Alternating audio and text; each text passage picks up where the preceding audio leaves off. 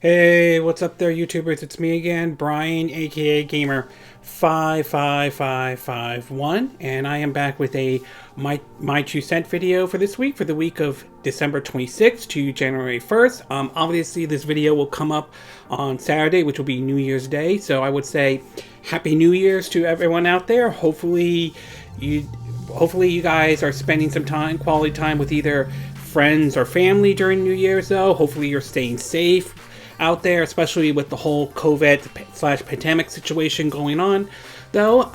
And hopefully we'll see if you could stick to your New Year's resolution. Not everyone does that, but hey, some do, some don't, though. No video game review for this week, though. I'm trying to work on something, so right now I don't have anyone set up at this time or anything like that.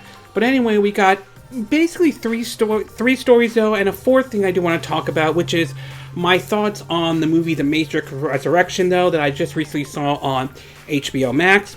I also want to talk about Koei Tecmo, and there was something that they recently said about what we could look forward to in 2022.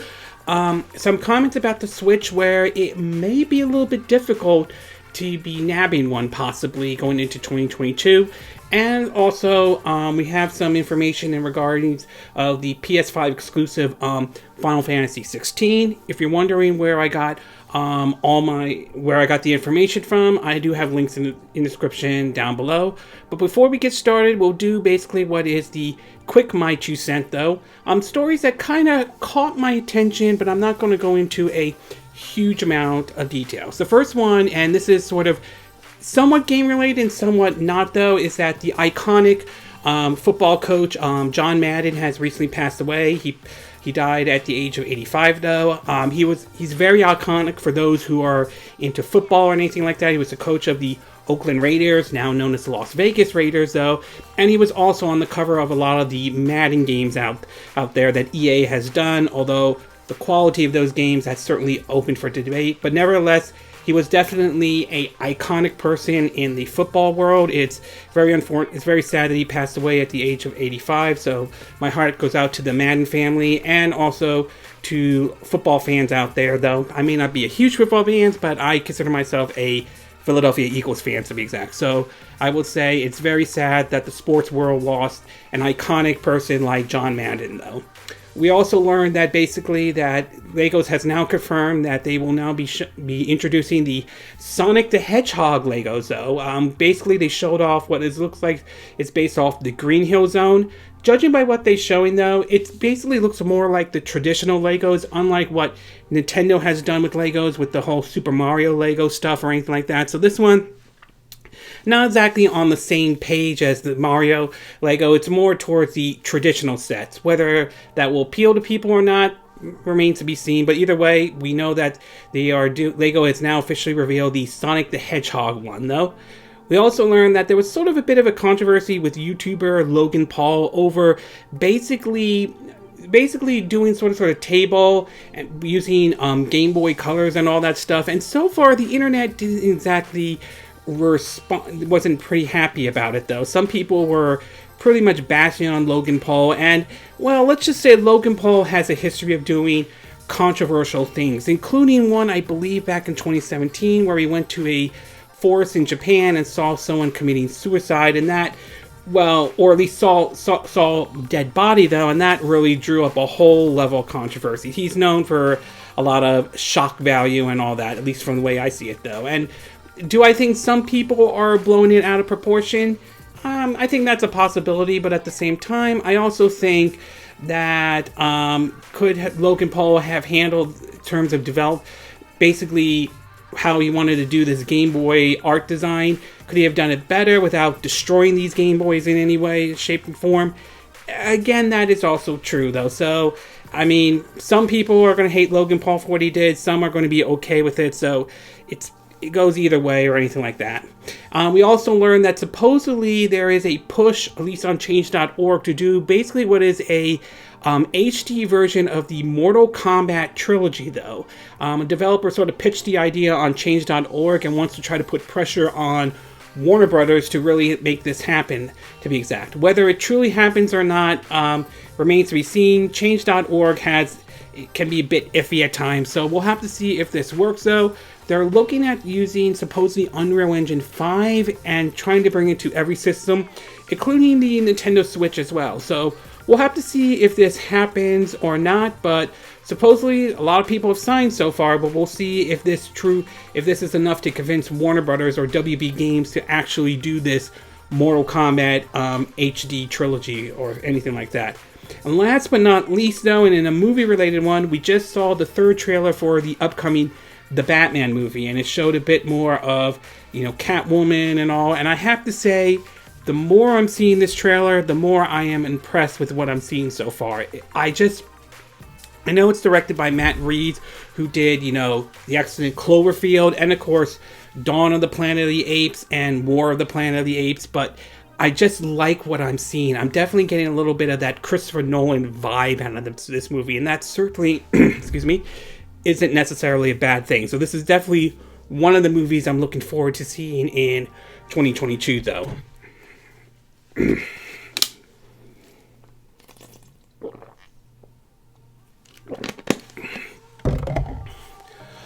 Okay, with the quick my 2 cent part now done though, we'll get started with our first story, and this one has to do with basically Final Fantasy 16. This is the next chapter in the Final Fantasy series, and as it stands right now, it is going to be exclusive to the PS5. Now, it's unclear if this is a timed exclusive or if this is one of those Sony pay to make sure it stays on their system and their system alone. But either way, it's going to be interesting to see this game in action though. We've only seen maybe like one trailer and all that, but we'll have to wait and see what is going to, when we see the actual gameplay. Well, recently Square Enix, or one of the producers of the game, recently made a comment in regards of development of this game so far, and some of it is going to be disappointing, but at the same time, it's understandable though. In the article on, let me get this out, on Video Game Chronicles, it reads that the Final Fantasy producer says development has been delayed almost half a year. According to what he said about the game, here's what he said, quote, "When we last spoke, I promised I would have information on Final Fantasy 16 sometime in 2021, one of the producers says. However, I regret to inform you that we were unable to keep that promise as complications stemming from the ongoing COVID-19 pandemic has delayed the game development by almost a half a year. As the latest addition to the Final Fantasy series began development for the PS5, Final Fantasy 16 has assembled a sizable team composed of talented creators from around the world," he continues.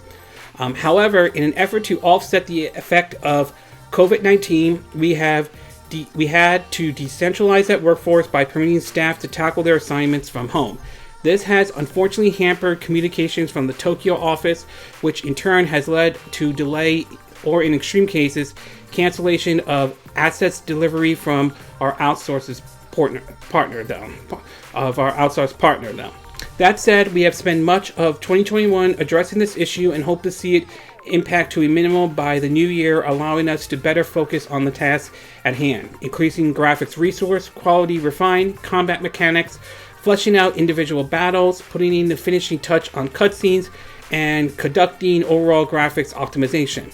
Our primary goal now is to be at hands-on with the game as possible in order to see it fully polished. He said that Square Enix plans to conduct our next big reveal in spring of 2022 as we seek to build excitement leading up to the game's eventual release though. They said that basically Video Game Chronicles also points out saying that, quote, "While no new release timing was confirmed, the reveal featured almost 4 minutes of footage from various aspects of the title, suggesting it was significantly into development." So I will say this is a little bit unfortunate to hear the fact that Final Fantasy 16 has been delayed though. So it is kind of sad though right now though. At the same time, I also can see it's understandable though. I mean, right now, we're still dealing with the pandemic as we speak though, and we have the new variation of COVID out there, so obviously the health and the safety of these employees are utmost important at, say, the very least though. So yes, it sucks, and unfortunately it has to be delayed, but It's understandable, to be exact, though, and I definitely understand that and would accept the fact that I'm willing to wait a little bit longer for this game to come out. Hopefully, they've ironed out enough of the issues to be able to continue work despite the pandemic going on in a way that they can get the game out as soon as possible. I'm not saying they need to get it out right away, and I'm not saying it like that. The health of the employees are utmost important. Make no mistake about that, though. But I'm hoping they've able to iron things out to get development back on track, though. Hopefully we'll hear, I'm hoping that the next big reveal will be an official release date, though. It's unclear if that will be the case, but hopefully we'll hear some good news on it, though. Meanwhile, it seems as though another Final Fantasy game, though, being developed by Team Ninja. Apparently there's been some confusion over a pre-order situation. According to Push Square, it reads, quote, "There was confusion overnight when an official Twitter account for the action spin-off Stranger of Paradise Final Fantasy Origin revealed a trio of missions alleged exclusively to the digital deluxe edition of the upcoming Team Ninja title. This, as it turned out, was merely a miscommunication by the account, so you could put your pitchforks down. Pre-orders the digital deluxe edition of Strangers of Paradise Final Fantasy Origins to receive 3 additional missions when they arrive: Trials of the Dragon King, Wander of the Rift, and Different Future, the tweet tease. These missions won't be available separately. However, a quick browse in the PS Store reveals that these additional missions are merely part of the game's Seasons Pass, so you will be able to pick them up separately at a later date if you prefer. All wells and ends well then, although the overall quality of this game is still very much up for debate, we suppose. So it seems as though the game was basically it seems as though that there was a miscommunication in terms of the pre-order situations, though. Hopefully this has been resolved, though. Still a little iffy about putting missions exclusive behind, like, say, the special editions or anything like that, but I'm glad hopefully this has cleared that situation up, though. As for whether Stranger of Paradise Final Fantasy Origin is going to be good or not, that remains to be seen, and the fact that it's coming from Team Ninja is both good and bad. On one hand, this is the same development team that did, the Dead or Alive series, the Ninja Gaiden 1 and 2, and of course the excellent Nioh series on the PS4, Nioh 1 and Nioh 2. On the other hand, this is also the same development team that put out the controversial and sort of the mixed reaction to games like, say, Ninja Gaiden 3, which didn't sit very well with everybody, though. Although Razor Edge certainly got a better response, it still was sort of a controversial entry, indeed. So it can be a bit mixed on this one. So we'll have to wait and see and show off more gameplay. Hopefully it turns out to be good. Hopefully the quality of this game by Team Ninja is on the same level as Ninja Gaiden 1 and 2. And of course, let's see, Ninja Gaiden 1 and 2, and of course the Nioh series, though. So hopefully it's that good, though, but time will tell if that game will be good or not. But overall, as far as Final Fantasy 16 goes, yes, it sucks that apparently the game is going to be delayed. I get it. I don't disagree with people who are disappointed with that, but at the same time, it's understandable, though. We're still dealing with the pandemic, and obviously the health and the safety of these employees are the utmost important thing indeed. So for me, it is disappointed, but it is understandable for the reason behind the delay nevertheless, though. Okay, we're going to take a quick break, and when we get back, we'll get to part 2, and this one has to do with regarding the Nintendo Switch and how it's possible it might be difficult to get one in 2022. So we'll take a quick break, and we will be right back.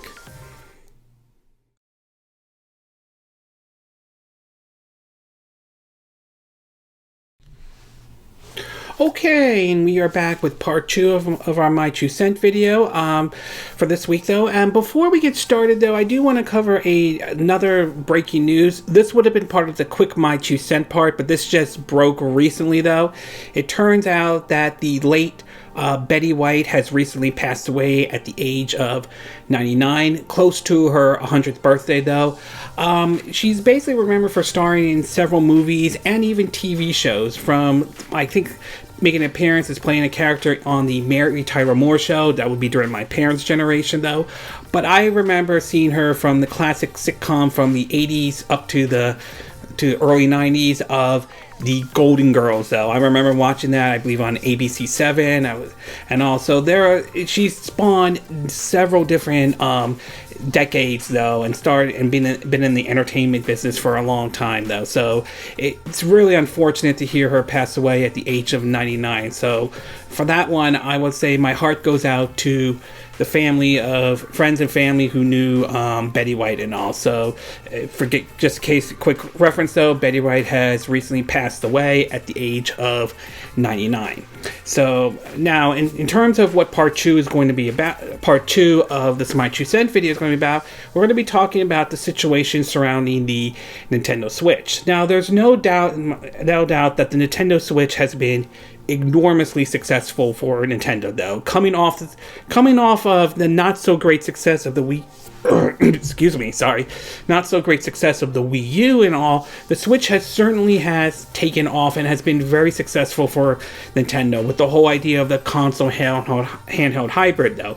We've also seen several entries in the Switch family, such as the Switch Lite, which is just a portable only system, to the recent release of the Switch OLED, which saw some of the rumors about the Switch Pro, part of it being true in terms of the OLED part, but not the whole Switch Pro part, though, which is great for those who are into the portable side of things, but not so much if you play your Switch on dock or anything like that, though. So, but either way, the Switch has definitely been very successful for Nintendo, even with the launch of the Xbox Series X and S and the PS5, though. However, it seems going into 2022, there may be an issue regarding the Nintendo Switch, particularly with possibly supply situation, though. In an article posted on Nintendo Life, if I could get it out, it reads that, quote, excuse me, last week, we heard from Intel boss how global chip shortages were likely to continue all the way through 2023, and now we got another update, this time from Nintendo's president.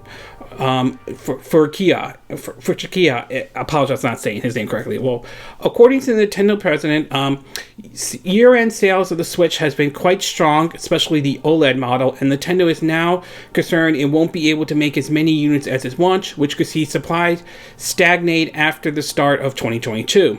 A comment he said, quote, was, "It depends on demand, but as we feared, we will not be able to produce as many as we want." The full rundown of the comment was translated by senior analyst David Gibson, and this is what he wrote, and this is what he wrote on Twitter, though. Quote, "So Nintendo president was interviewed. Supplies of Switch may stagnate after the start of 2022. 2, said year-end sales of Switch 2021 were strong, especially OLED though. 3, in the US, it has logistic problems and resources in using air freight to reach stores for Black Friday. 4, had used rail freights in EU for the first time to meet demands, but said, and at 5, adding that after the new year, it will depend on the demand, but as we have feared, we will not be able to produce as we want to. Sound like a guidance might be tough to meet."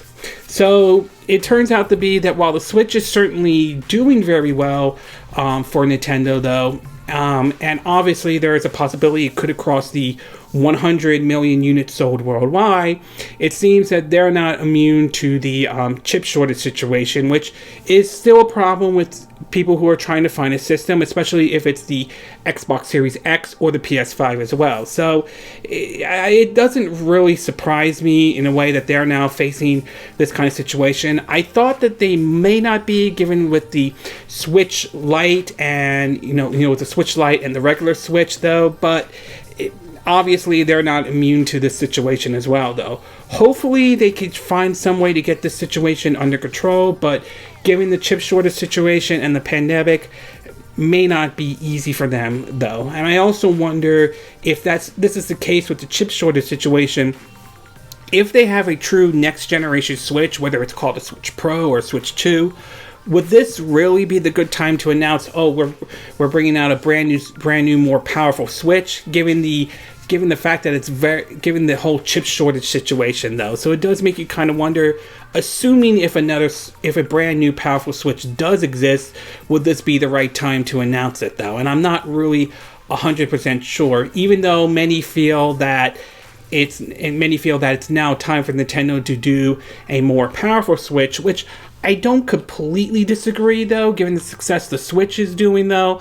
But I would say that if a more powerful Switch is going to happen, probably be somewhere like, maybe I could see it being more powerful than the PS4, maybe on the level of the PS4 Pro, possibly though, more powerful than the Xbox One, but I cannot see them going into the territory of PS5 or Xbox Series S and X. It's possible, but I think it's highly unlikely Nintendo will do that with the next Switch and anything like that. But either way though, given the chip shortage situation, it's not clear if this would be the right time to announce a brand new Switch though, given the fact that they are going to have a hard time with the current Switch due to the whole chip shortage situation. So overall, it's a little unfortunate that they're going to run into the chip shortage situation, but it's not really that shocking. A lot of industries have started to struggle because of the chip shortage situation, the video game industry, and even other industries as well. So I'm hoping they can find a way around it though. But for those who are still looking for a Switch or Switch OLED, you may have some problems in 2022. I've had my Switch since 2017, so I'm not losing sleep or anything like that, but I can understand how it could be a struggle for those who might be trying to find a Switch, especially if it's the Switch OLED to be exact. So yeah, there is a good chance, if what the Nintendo of Japan president is saying though, or Nintendo president in general, then there is a very good chance we may run into there may be an issue if you're trying to find a shiny new Switch in 2022 though. Okay, we're going to take a quick break, and when we get back, we'll get to part 3, and this one has to do with Koei Tecmo's plans for 2022. So we'll take a quick break, and we will be right back.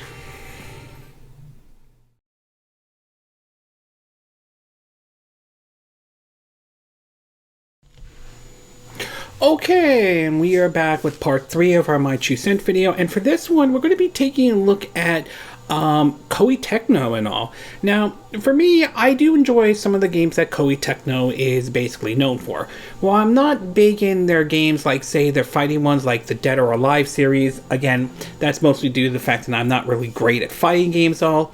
I do like some of the games that they have put out in the past. Excuse me, whether it's something like, say, something absurd like, say, like the Fairy Tale games that was developed by Gus or anything like that, or whether it's something that is usually somewhat like a console exclusive, whether it's from Nintendo, like the Hyrule Warriors or Fire Emblem Warriors, I like to refer to them as Nintendo Theme Warrior games, or Marvel Ultimate Alliance 3, the Black Order, or if it's something on the PlayStation, like the Neo series, for example, though. They're known for producing some good games, though.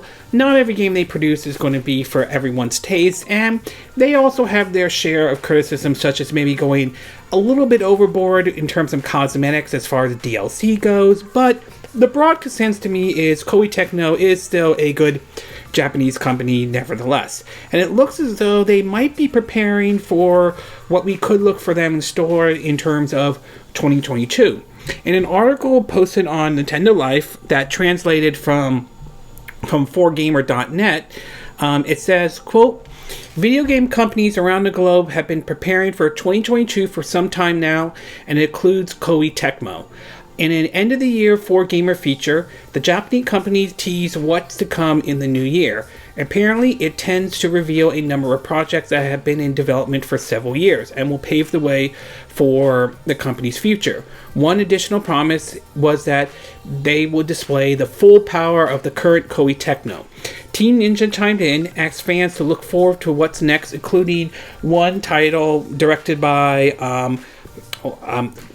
unfortunately, I can't say this person's name correctly, so I apologize for that, which is finally taking shape after years of planning. Also, another person who's known for the Fatal Fury series mentioned how his team will tackle development of something it's never done before. Now, it's unclear what these games that Koei Tecmo could be working on could be, and there are many speculations of what it could be, though. Some questions might ask, could some of these games make their way to the Nintendo Switch? And I would say yes and no. Some of them I don't expect could make their way to the Switch, although I could be wrong. But given Koei Tecmo's support for the Nintendo Switch and the collaboration with Nintendo, though, I would say there's a good chance some of them might make their way over to the Nintendo Switch. It might be another entry in the Nintendo-themed Warrior games, maybe a sequel to Fire Emblem Warriors, or maybe do something like way out there, like say a Xenoblade Chronicles Warriors game, or a Mario Warrior games, or something exclusive just for the Switch. It could also be another exclusive for the PlayStation brand, or they could offer something for Xbox owners, to be exact. Maybe they do an exclusive with Microsoft, like they did with Nintendo and PlayStation. Or it could be just a brand new IP or a revival of any of their old IPs. Like, I mean, I would be down with the idea of, say, bringing back, say, Winback, for example, though. We know that the original one is on the Switch online, part of the N64 Switch online service. Or maybe Rygar gets a revival, though. Or it could be maybe the long-awaited Ninja Gaiden 4. Maybe that could get a revival or get a reveal as well. So there's so many ways that this could go, and it will be very interesting what Koei Tecmo shows up on 2024. That said, though, I would strongly advise folks to kind of keep their expectations in check at the same time, because, well, I do remember one time Koei Tecmo sort of hyped up a big revival, only to find out it was basically for a horse racing game in Japan that's very supposedly popular in Japan, and that didn't exactly sit very well with everyone out there. So I would strongly advise just keep your expectations in check. It could be something big, or it could be nothing big at all. So, but still, I am very curious to see what Koei Tecmo has to offer in 2022. So overall, I would say I am looking forward to what Koei Tecmo wants to show off in 2022. I'm hoping it's something good, but like I said earlier, though, I strongly advise everyone out there to kind of keep their expectations in check, though.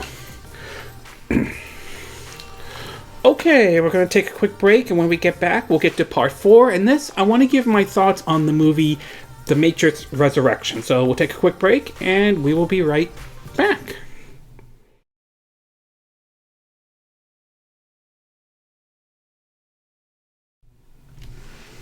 Okay, and we're back with the fourth and final part of our My Two Cent video. And for this one, I want to give my thoughts on the movie The Matrix Resurrection. I just recently saw this on HBO Max and all. Now, for me, I remember seeing the original Matrix back in 1999. It was around my, I believe it was either my sophomore or junior year in high school and all, and it was really a big phenomenon back then, seeing Keanu Reeves and all, and the whole idea of the world of the Matrix, to be exact. Excuse me, coughing and all. And turns the fact that the world isn't what it seems to be, that we're all hooked up to like a machine and all. It was a really interesting idea, though. So much so that in 2003, we got a sequel called The Matrix Reloaded and The Matrix Revolution. We also had sort of the Animatrix, which were short stories that took place in the world of the Matrix, including how the battle between the machines and the humans, and how we lost, and how the Matrix became about and all. The Matrix Reloaded and Revolution were kind of mixed for some folks out there. There are some who liked it, some who didn't. I don't think those movies were bad in any way. The action sequences were great, but to me, the story, I mean, it was okay. It just wasn't as good as the original Matrix and all that stuff. But the end of Matrix Revolution sort of basically concluded the trilogy and all that stuff. We also had video games on it based off it as well. One which was Enter the Matrix, which was definitely a mixed bag for a lot of folks when that came out. It wasn't, for some, it wasn't really done that great and all that. This would later follow up with a Matrix Path of Neo, which certainly got a better response than Enter the Matrix did. And I believe there was one that was sort of a online MMO that took place after the events of the Matrix Revolution and all. I think that was for PC to be exact. So it was kind of interesting to learn that basically that we would be getting a fourth Matrix movie called Matrix Resurrection and all. And it was kind of interesting because I did not expect that this movie was going to happen. I did not think the Wachowskis, if I'm saying their name correctly, were going to do it, especially they were working on other movies like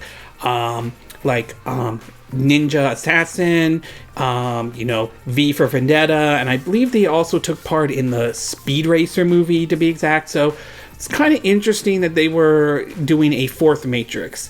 Well, after seeing it, though, I will say that I can see why some people didn't think it was necessary, but at the same time, I don't think it was bad or anything like that. It was nice to see two of the original actors, the one that played Trinity and Neo, played by Keanu Reeves, to make a return and all. It basically sort of, it isn't really as far, it's more like somewhat of a soft reboot. Although I'm not entirely sure, since it does acknowledge the events of the three Matrix movies and all. And it's interesting to see how Neo is sort of now a game developer and all, but sort of like kind of like how he was in the first one, questioning things to be exact. It's also interesting to see Neil Patrick Harris in the movie. He kind of plays sort of the villain in some ways. And Agent Smith does make a return in this movie, although I don't know who the actor is. It's played by a different actor. It's not played by the original. I think it was Hugo Reeve. Apologize if I'm not saying the name correctly, though, but it seems as though he's been reincarnated in a different character and all. And you also see a lot of references of other characters from the movie, including a new city for the humans that is different from Zion, to be exact. So some of the casts that were in the other ones make an appearance in certain forms and certain degree, though. And I would say, as far as the story goes, I mean, it's not bad or anything like that. It's sort of, basically Neo trying to rescue Trinity and all, his love interest to be exact, though. But just like with Matrix Reloaded and Revolution, though, it's just not as good as the original Matrix, though. It just never reaches that height or anything like that, though. It's not terrible. I mean, some of the action sequences are good, though. I mean, they're not, but just never reaches that height, to be exact, though. So my takeaway on this movie is that, is it good? Yeah, I mean, it's good. Did we need a fourth Matrix movie? I mean, that is debatable. Some people say yes, some people say no. I'm not against them doing a fourth Matrix movie, to be exact. I would say it's still good. It's just but like with Reload and Revolution, it just never reaches the height that the original Matrix does. Whether or not we get another entry in the Matrix series or not, that remains to be seen, though. There's some issues that the movie didn't do well at the box office. Some are pointing to having it released on HBO Max and in theaters, and that certainly opens up a whole new other debate, to be exact. But I will say I did enjoy the Matrix Resurrection. I do think it's a good Matrix movie. It just, to me, it never will reach the height as the original Matrix from 1999. That is still a classic in my book, though, and still the best entry in the Matrix series, though. But that's how I'm viewing that, to be exact, though. Okay, this concludes my quick My 2 Cent video for this week. And again, these are my opinion. What are yours? What are your thoughts about, say, Final Fantasy 16 being delayed? Are you disappointed to hear about the delay, though? Do you think it was the right decision to delay this due to COVID-19 in any shape and any form? What are your thoughts about the fact that it might be difficult to basically find a Nintendo Switch in 2022. Do you think this is pretty accurate, though? Are you surprised by this? Or are you not surprised at all, considering how difficult it is to get a PS5 and an Xbox Series X? So are you're really not shocked in any way to know that you might have a hard time finding a Switch in 2022? What are your thoughts about what Koei Tecmo has plans for 2022, though? Are you excited about what they have in store, though? Do you have a good idea what they might show? Are you kind of keeping your expectations in check, though, because it may not be as big as some people are making it sound like it is, though? And what are your thoughts about The Matrix Resurrection, though? Did you see Matrix Resurrections? If so, did you see it in theaters or did you see it on HBO Max? Do you think it was necessary to do a fourth Matrix movie? Do you think they should do another one in any way? Do you think it was good, or do you think it was not good in any way? Do you agree with what I said in this video? Do you disagree? Do you have a difference of opinion? As always, sound off on the comment section below. Let me know what you think. And if you do like this video, I hope you hit the like button. I would appreciate it. And I hope you do subscribe to my YouTube channel. If you do, make sure you hit the bell icon for notifications of any new videos I put up. Also, feel free to share this video if you want to, and feel free to donate to my channel if you like. You can do it through PayPal me or Patreon. Links will be in the description of this video, assuming you're watching this on YouTube. And I will see you again next time when I do another video. Hopefully that'll be soon. Until then, from Southern California, I wish you all a good day, and I hope you guys had a happy and safe New Year. Bye!